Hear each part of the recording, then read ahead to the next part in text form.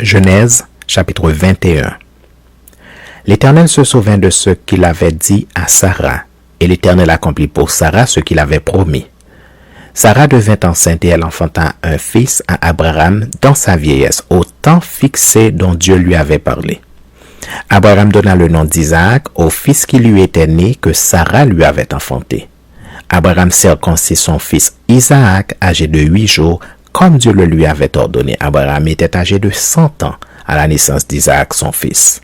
Et Sarah dit, « Dieu m'a fait un sujet de rire. Quiconque l'apprendra rira de moi. » Elle ajouta, « Qui aurait dit à Abraham, Sarah allaitera des enfants?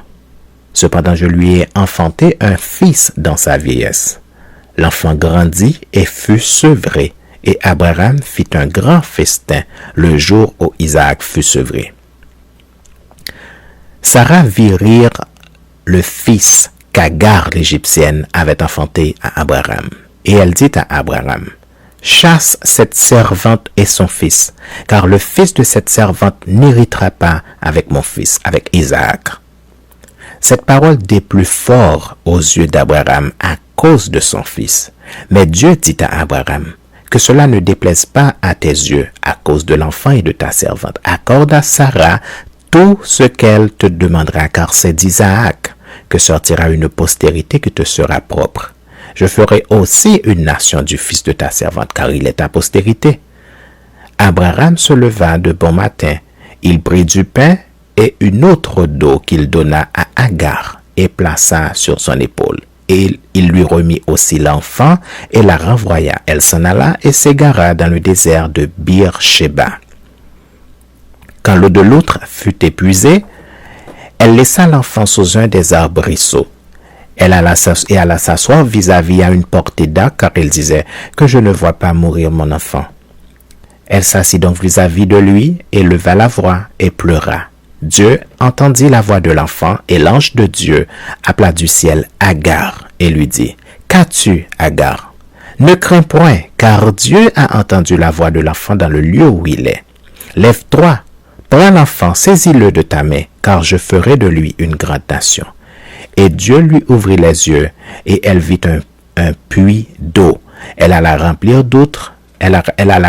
d'eau l'outre et donna à boire à l'enfant. Dieu fut avec l'enfant qui grandit, habita dans le désert et devint tireur d'arc. Il habita dans le désert de Paran, et sa mère lui prit une femme du pays d'Égypte.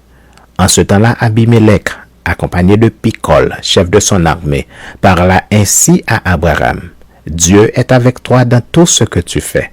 Jure-moi maintenant ici, par le nom de Dieu, que tu ne tromperas ni moi, ni mes enfants, ni mes petits-enfants, et que tu auras pour moi et le pays où tu séjournes la même bienveillance que j'ai eue pour toi. » Abraham dit, « Je le jurerai. » Mais Abraham fit des reproches à Abimelech au sujet d'un puits d'eau dont s'étaient emparés de force les serviteurs d'Abimelech. Abimelech répondit, « J'ignore qui a fait ces choses-là. Tu ne m'en as point informé et moi-même je ne l'apprends qu'aujourd'hui. » Et Abraham prit des brebis et des bœufs qu'il donna à Abimelech et ils firent tous deux alliance. Abraham mit à part 7 jeunes brebis et Abimelech dit à Abraham, « Qu'est-ce que c'est 7 jeunes brebis que tu as mis à part? » Il répondit, « Tu accepteras de ma main ces 7 brebis afin que cela me serve de témoignage que j'ai creusé ce puits. » C'est pourquoi on appelle ce lieu Bir-Sheba, car c'est là qu'ils jurèrent l'un à l'autre. Ils firent donc alliance à Bir-Sheba, après quoi Abimelech se leva avec Picol, chef de son armée, et ils retournèrent au pays des Philistins. Abraham planta des tamarins à Bir-Sheba, et là il invoqua le nom de l'Éternel, Dieu de l'éternité. Abraham séjourna longtemps dans le pays des Philistins.